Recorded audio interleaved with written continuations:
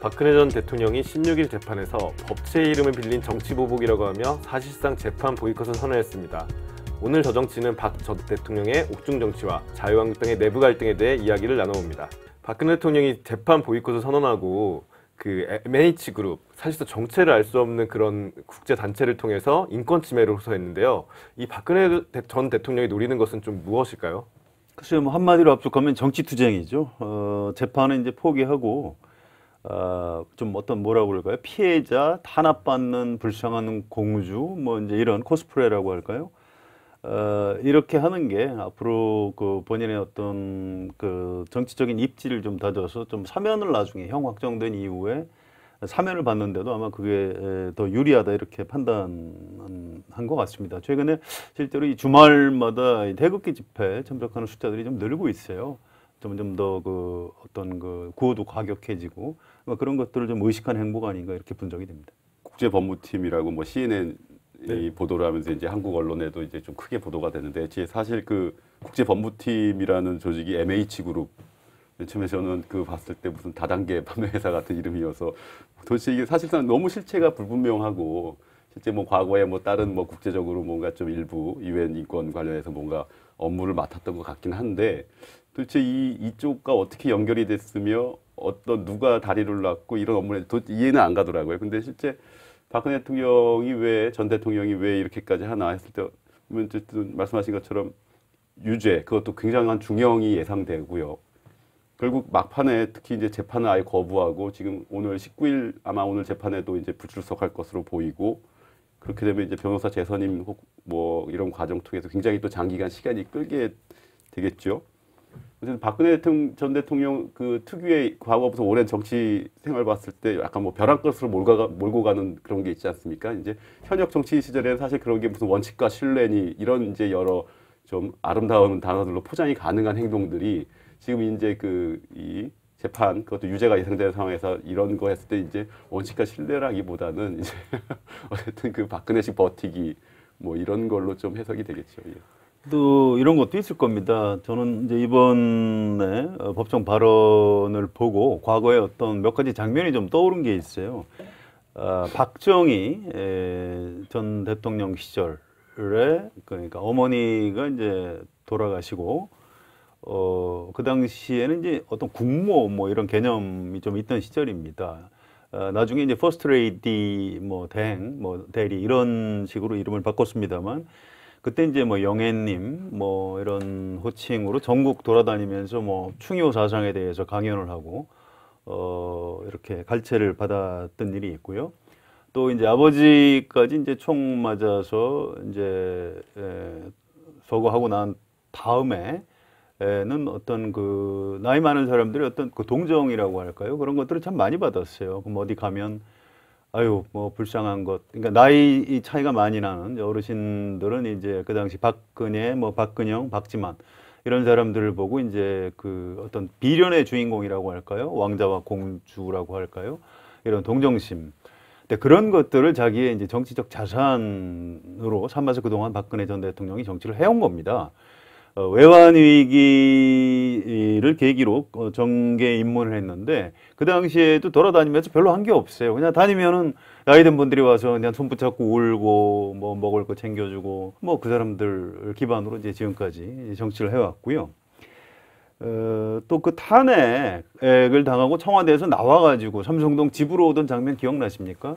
그 태극기를 들고 몰려든 지지자들한테 환하게 미소 지으면서 손을 흔들던 모습, 약간의 좀 괴기스러움 같은 게 느껴지는데, 이제 이번 법정 발언에서도 이제 그 사람들을 의식한 좀 결집해서 나를 지켜달라 뭐 이런 메시지를 내보낸 것이 아닌가 뭐 이런 생각은 드는데요. 근데 상식적으로 보면 좀 워낙 좀 말이 안 되는, 잘못이 없다고 그러는데 뭘 책임지겠다고 하는 건지, 또 정치 보복이라고 그러는데, 아니 국정농단을 해서 탄핵으로 쫓겨난 전직 대통령이 정치 보복이라고 하면 촛불 집회가 뭐 정치 보복인가요? 그건 이제 좀 말이 안 되는 거고요. 예를 들어서 뭐 이명박 전 대통령이 지금 뭐 검찰 수사가 정치 보복이다.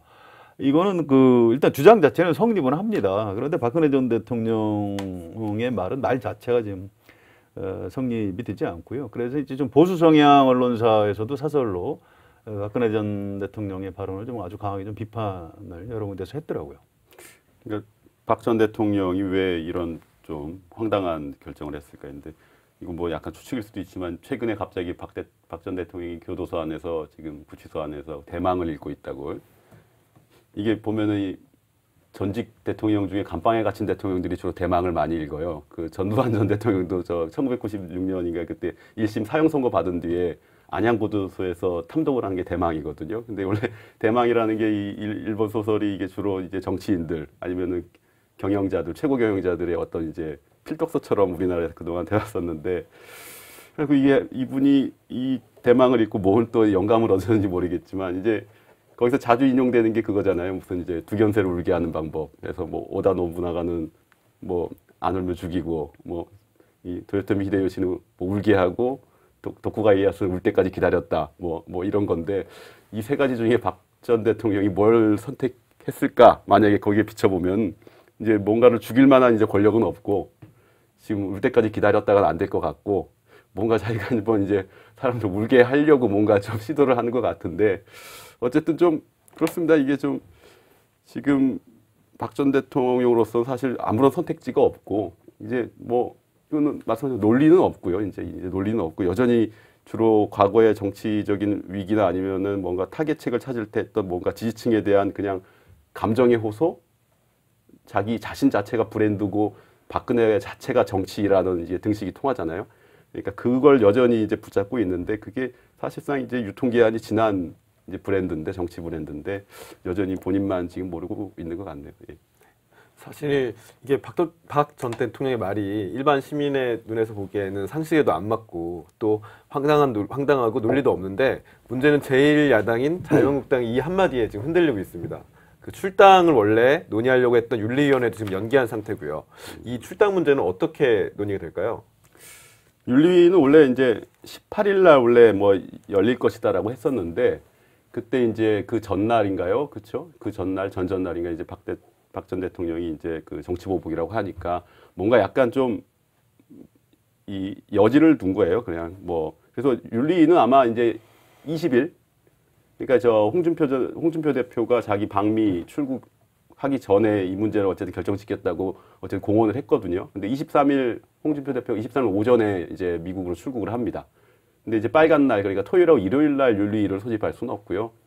그래서 아마 금요일 그러니까 20일 날 윤리위를 소집은 분명히 될 것 같습니다. 지금 그래서 윤리위 소집은 이제 대표가 할 수 있거나 아니면 윤리위원 3분의 1이 소집을 요구하면 될 텐데 뭐 형식은 어떻게 됐든 윤리위원들 3분의 1 이상이 소집을 요구해도 사실 그건 홍준표 대표의 뜻인 거고요. 그죠?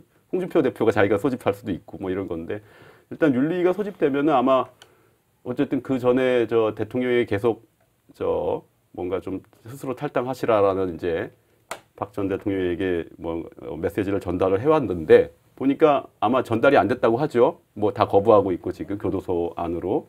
근데 어쨌든 그 뭐 유영하 변호사도 누구를 통해서라도 아마 그간의 저간의 어떤 저 자유한국당의 방침에 이런 거는 알고 있었을 텐데 아직까지 아무런 결정을 하지 않은 것은 거부한 거죠. 이제 난 못 나간다. 1호 당원 못 나가겠다 이거라서 결국은 당 윤리위원회에서 이제 그 탈당 권유 조처가 내려지면 이제 그게 당원 당규상 자유한국당 이제 열흘 뒤면은 이제 거부하더라도 뭐 자동 제명하게 돼 있거든요. 이제 무슨 저 친박 쪽에서는 최고위 의결을 거쳐야 된다 뭐 이렇게 주장을 하는데 그거는 어떤 이제 당에서의 어떤 좀 최고위라는 어떤 좀 위상에 대한 좀 해석상의 논란이 있긴 하지만 실제적으로 당원 당규상에는 최고위 의결 거칠 필요가 없답니다. 그래서 뭐 열흘 뒤면 그게 29일이거든요. 다음 주 일요일.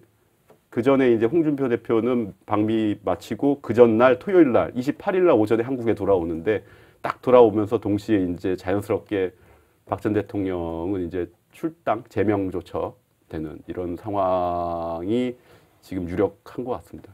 홍준표 대표가 사실은 박근혜 전 대통령을 출당시키는 게 좀 앞뒤가 안 맞는 행동입니다. 5월달 대선 치를 때 박근혜 전 대통령 지지하는 사람들의 그 표를 모으기 위해서 그때 그 서청원, 최경환 이분들 그 당원권 정지를 했다가 복권을 시켰어요. 그리고 이제 박근혜 지지표를 이제 많이 흡수해서 2등까지 올라설 수 있었는데 지금은 좀 사정이 달라졌습니다. 바른정당이라는 또 하나의 보수 정당의 존재 자체가 홍준표 대표한테 엄청난 걸림돌인 겁니다.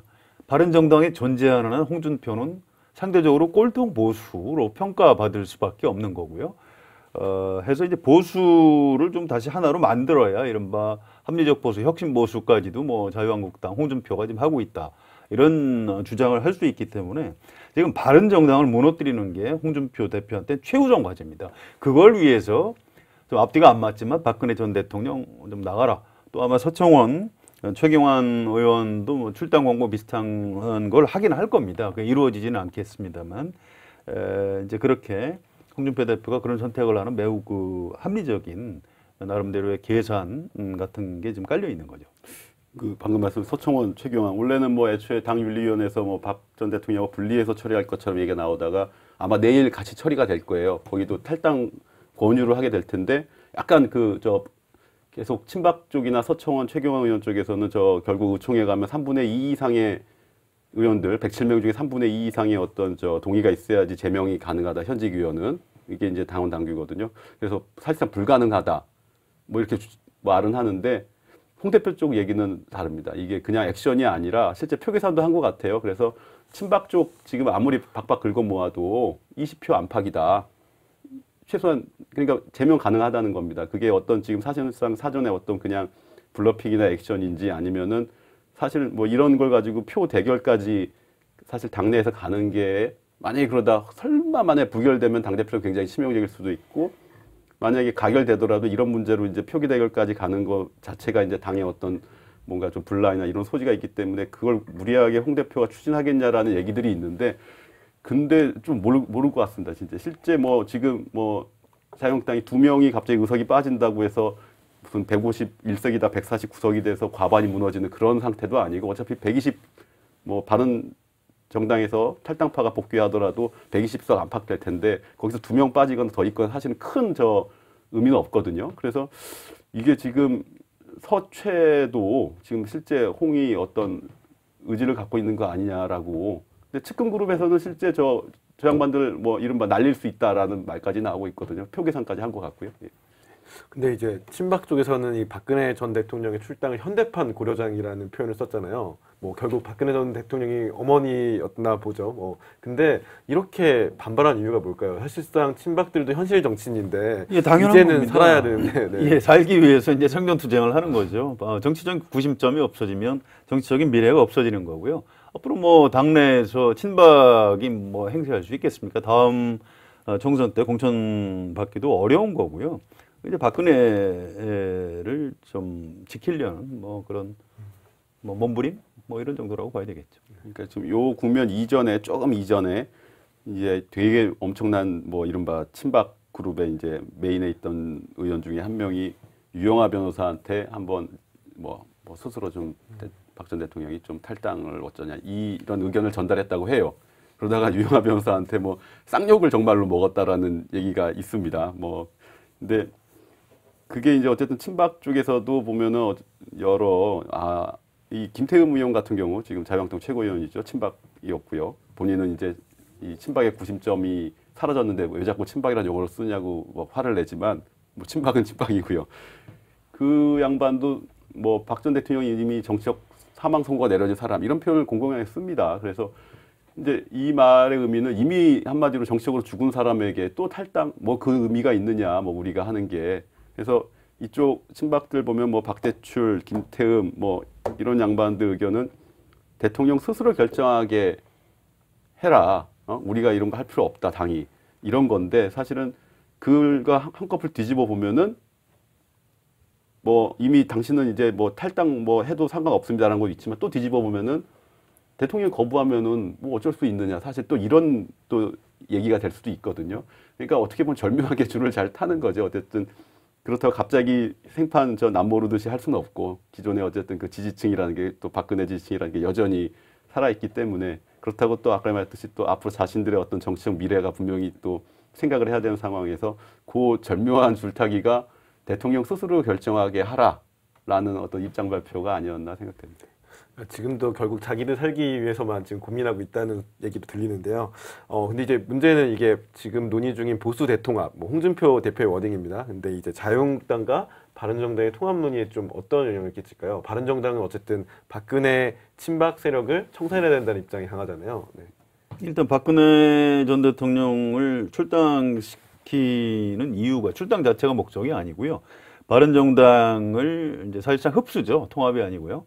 흡수해서 무너뜨리기 위한 목적 때문에 이제 그렇게 하는 겁니다. 그래서 박근혜 전 대통령 출당을 계기로 아마 그 일종의 그 와해 공작, 결과적으로 뭐 말은 단어는 통합이라고 쓰겠습니다만 흡수하는 일이 이제 실행이 될 가능성이 높고요. 김무성 의원을 비롯해서 뭐 통합파 또는 뭐 탈당파 이 사람들하고 자유한국당 정치인들하고 아주 긴밀하게 협의를 해가면서 지금 이 일을 진행시키고 있습니다.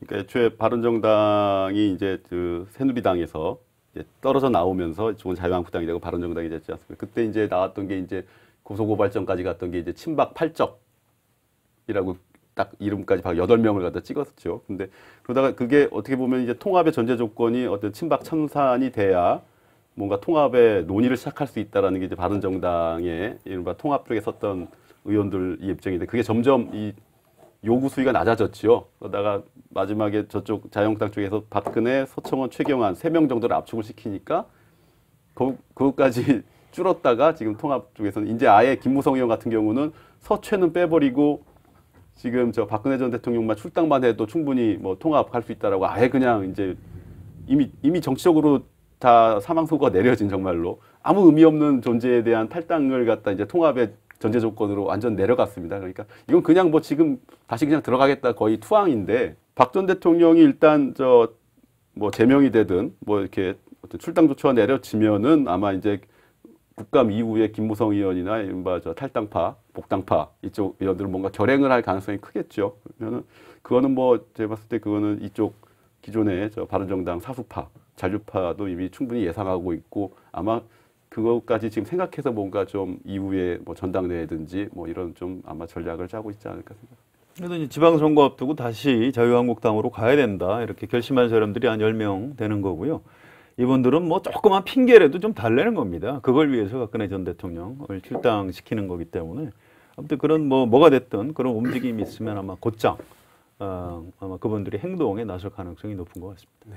근데 이 와중에 좀 재밌는 여론조사가 나왔는데 이제 국민의당이 자체 연구소를 통해서 여론조사를 했었더라고요. 그거를 조선일보에 공개를 했는데 그 여론조사 내용을 요약하면 바른정당과 국민의당이 통합했을 때 시너지 효과가 가장 크다. 제2단까지도 지지율로 봤을 때 제2단까지도 올라갈 수 있다. 이런 여론조사를 흘리고 그리고 안철수 대표 측근 그룹 쪽에서는 끊임없이 바른정당과의 통합 논의를 지금 흘리고 있는데요.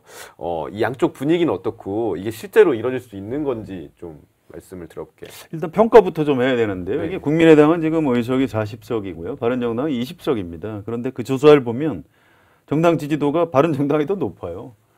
국민의당은 자기들이 그렇게 정당 지지도가 형편없다는 여론조사 결과를 도대체 왜 공개했는지 전 좀 개인적으로 잘 납득이 안 갑니다. 안철수 대표가 뭔가 이제 정치적인 어떤 돌파구를 찾기 위해서는 바른정당 전체 또는 바른정당 그 잔류파하고 합쳐서 뭔가 디딤돌이 필요하다 이제 이런 계산 때문에 하는 것 같고요.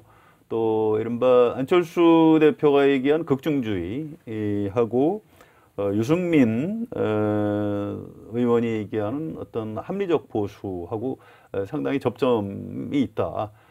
정치를 같이 해서 이렇게 합치면 뭐 제3정당으로 좀 설 수 있겠다 이런 판단을 하고 뭔가 이제 모색을 하고 있는 것 같습니다만 하여튼 좀 쉽지는 않을 것 같고요. 안철수 대표를 비롯한 친안철수 의원들은 굉장히 적극적입니다. 기자들한테 이거 막 이렇게 거의 막 가는 것처럼 지금 몰아가고 있고요. 그렇게 하는 이유는 나중에 바른정당 일부가 이제 자유한국당으로 가고 나서 남는 그 잔류파 또는 자강파 이 사람들을 중심으로 그 정당하고 뭔가 뭐 통합 같은 거를 해보려는 목적에서 지금부터 좀 작업을 하고 있다 이렇게 봐야 될 것 같습니다. 재미있는 게 이제 바른정당 쪽 분위기인데요. 주호영 권한대행이 뜻밖의 굉장히 좀 적극적인 모습을 보이고 있습니다. 그런데 제가 알고 있기로는 주호영 대행은 자유한국당하고 다시 합쳐야 된다라는 생각이 굉장히 강한데도 불구하고 지금 이제 이쪽 바른정당하고 통합할 수도 있다는 제스처를 취하고 있어요. 제가 보기엔 전형적으로 이제 양쪽 테이블에 상대를 놓고 이제 협상을 하고 있는, 그렇게 해서 이제 좀 어떤 바른정당의 위상도 높이고 좀 몸값을 올리려는 그런 협상 전략이 아닌가.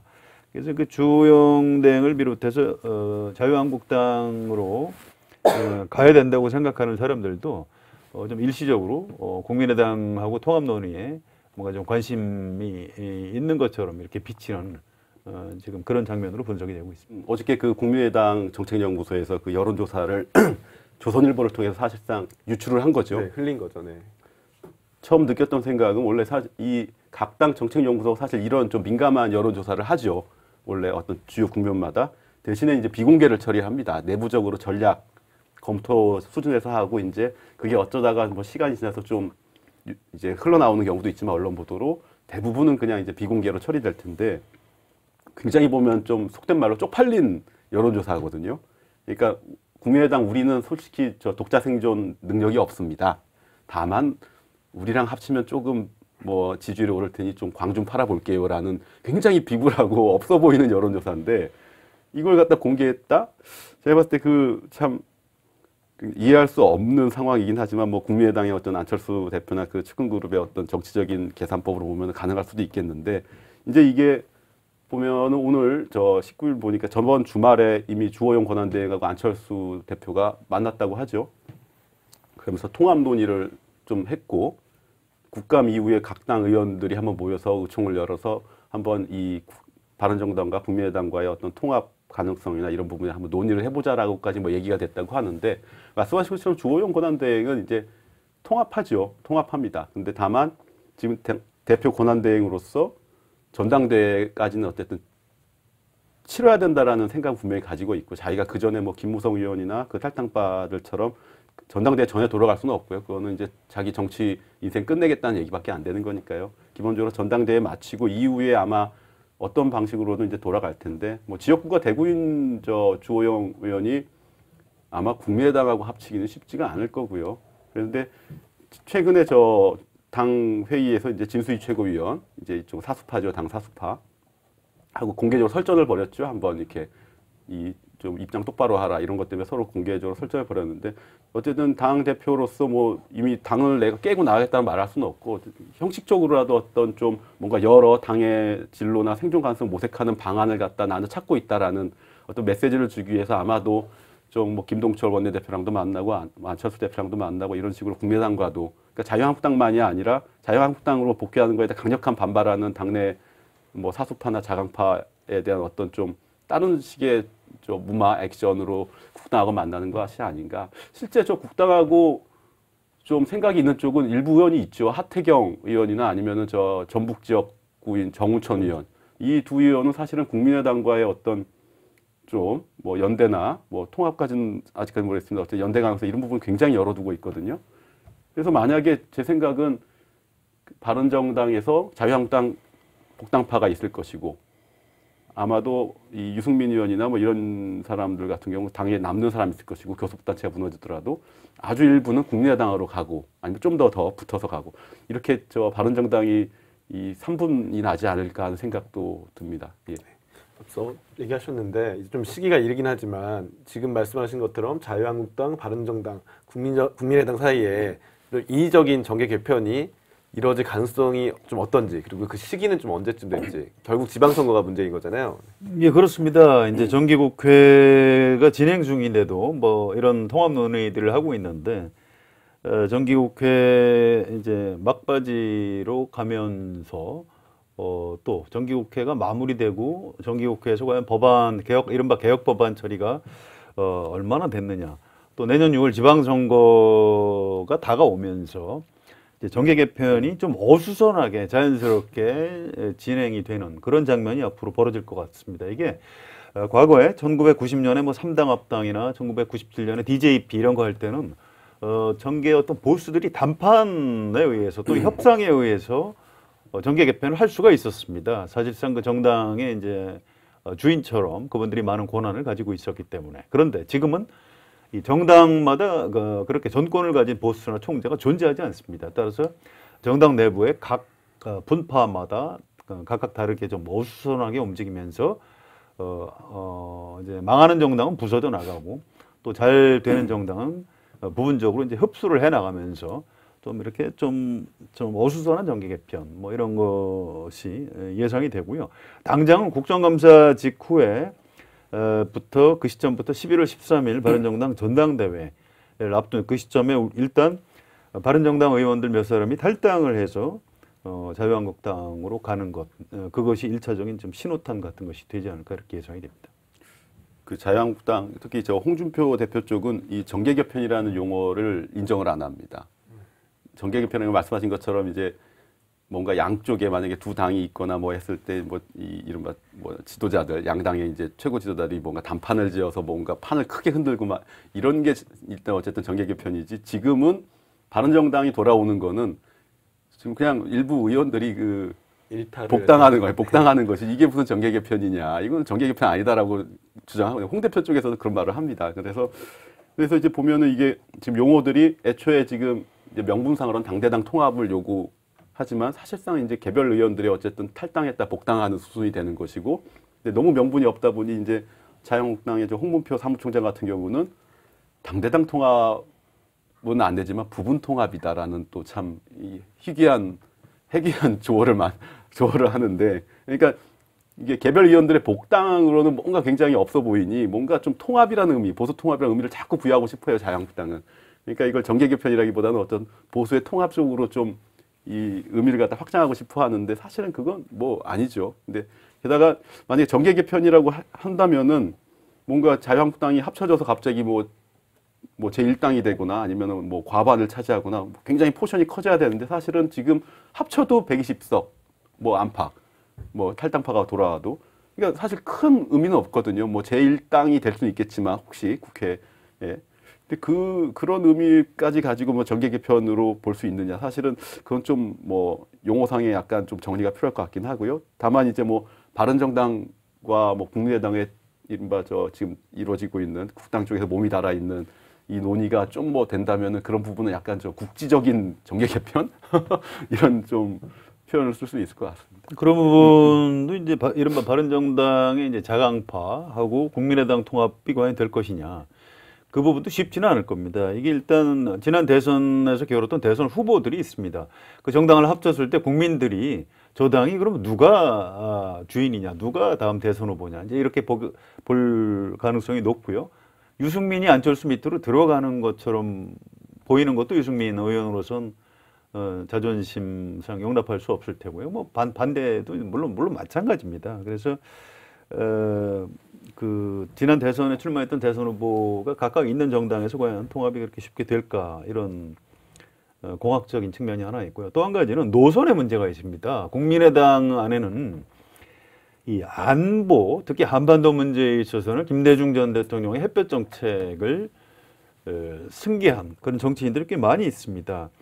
박지원, 정동영, 천정배 이런 분들이 있고요. 또 호남의 지역구 국회의원들이 대부분 이른바 DJ 노선의 계승자들입니다. 그런데 사실은 유승민 의원은 안보에 있어서는 자유한국당보다도 더 좀 극단적으로 좀 오른쪽에 가 있는 사람이고요.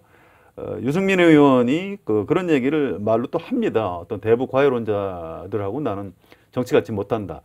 또 이제 호남으로부터 국민의당이 탈피해야 한다. 현실적으로 국민의당의 가장 중요한 지역 기반이 호남인데 국민의당이 호남 탈피를 요구하고 있는 겁니다. 당연히 국민의당 안에서도 호남 의원들 또 햇볕 정책의 계승자들은 유승민 의원하고 같이 정치를 과연 할 수 있느냐 여러 가지 회의론을 최근에 얘기를 하고 있고요. 이거 통합 잘못 추진하면 국민의당이 잘못하면 쪼개질 위험 같은 것도 있는 겁니다. 그래서 지금 안철수 대표가 추진하는 것처럼 그렇게 쉽게 바른정당의 자강파하고 국민의당 통합이 그렇게 쉽게 이루어질 것 같지는 않고요. 그것도 제가 아까 표현한 대로 좀 진행이 돼도 좀 어수선하게 시간을 끌면서 진행이 되지 않을까 이렇게 예상이 됩니다. 그러니까 그 국민의당 그 정책연구소 여론조사 결과에서 뭐 의도적인지 아닌지 모르지만 어쨌든 공개 안 된 게 실제 그 디테일로 보면은 뭔가 둘이 합치면은 뭔 그 당 이 기계적인 산술한 것보다 더 시너지가 나오는 걸로 나왔지만 실제 디테일로 봤을 때 그 각 당 지지층의 지지율은 떨어지는 걸로 나오거든요. 그러니까 국민의당의 지금 현재의 뭐 호남이든 어디든 그 핵심 지지층은 시너지를 했을 때 그 지지층은 떨어지고 이제 다른 쪽에 이 바깥에서 어떤 시너지가 나서 합쳐진다는 건데 사실은 이게 자기 저 핵심을 떨어뜨리고 약간 뭔가 불투명하게 둥둥 떠다니는 지지를 흡수한다. 이건 굉장히 사실은 도박이고 이게 보면 2014년 초에도 사실 그 지방선거 앞두고 김한길, 안철수가 합쳐서 통합신당에서 새정치민주연합을 만들었잖아요. 그때 둘이 통합신당 나왔을 때 지지율이 갑자기 올랐었습니다.